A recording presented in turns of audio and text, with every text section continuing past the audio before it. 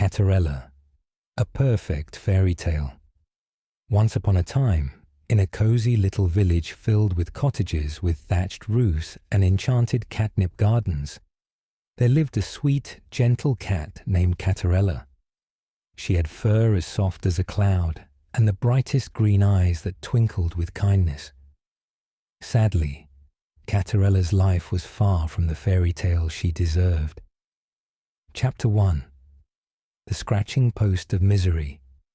After her beloved mother and father passed away, Catterella was left in the care of her stepmother, a stern Persian cat with a sour expression and a sharp tongue.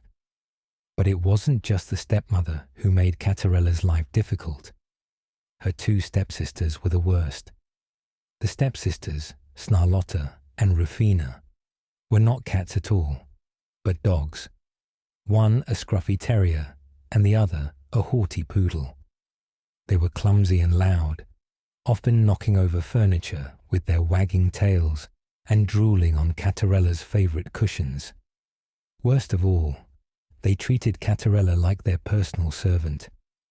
"Catterella," barked Snarlotta, "fetch my bone." "Catterella," howled Ruffina, "I need my fur brushed before the royal ball tonight." Catterella obeyed without complaint, though she secretly longed for a life beyond the dusty attic, where she slept on a pile of old blankets. Chapter 2. The Royal Ball. One day, an announcement arrived from the palace. The King of Meowland had declared a grand ball to find a mate for his son, Prince Purrfect. All the eligible cats, and apparently some dogs, in the kingdom were invited. The stepmother and her daughters were ecstatic. "This is my chance to marry into royalty," yapped Ruffina, her curly tail wagging. Catterella dared to ask, "May I go to the ball too?" The stepmother hissed. "You, look at you. Your fur is a mess, and you have no gown." The stepsisters barked with laughter as they left for the ball, leaving Catterella alone in the quiet, moonlit house. Chapter 3. The Fairy Godcat. As Catterella sat by the fireplace, tears sparkling like tiny pearls, a soft purring sound filled the room. Out of nowhere, a shimmering Siamese cat appeared, wearing a cape made of moonlight. "Don't cry, dear," said the fairy godcat. "You shall go to the ball." With a flick of her tail, the fairy godcat transformed a pumpkin into a glittering golden carriage.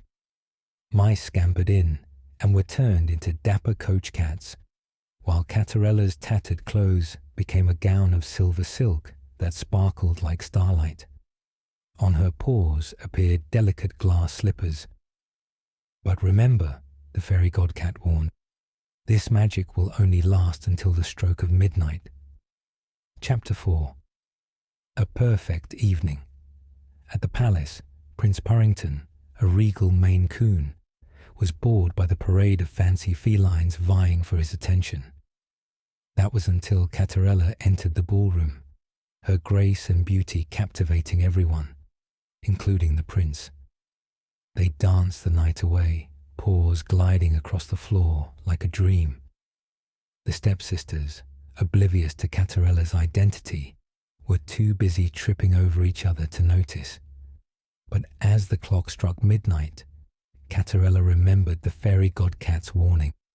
She bolted from the palace, her glass slipper slipping off in her haste. Prince Purrfect picked it up, his whiskers twitching with determination. "I must find her." Chapter 5. The Search for the Perfect Paw.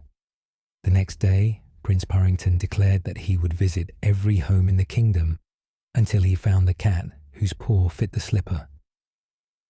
When he arrived at Catterella's home, the stepsisters shoved their clumsy paws into the slipper, but it was no use. Ruffina's paw was far too big, and Snarlotta couldn't even keep from chewing on it. As the prince turned to leave, Catterella shyly stepped forward. "May I try it on?" she asked. The stepmother hissed, "No, she's just a servant." But Prince Purrfect insisted.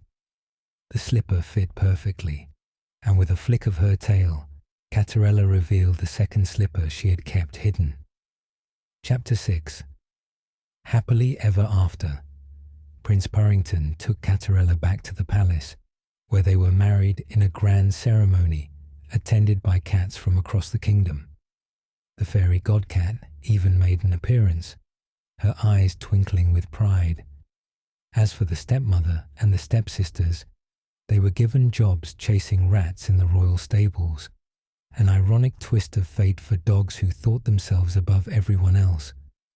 And so, Catterella and Prince Purrfect lived happily ever after in a kingdom filled with love, purrs, and plenty of catnip. The end.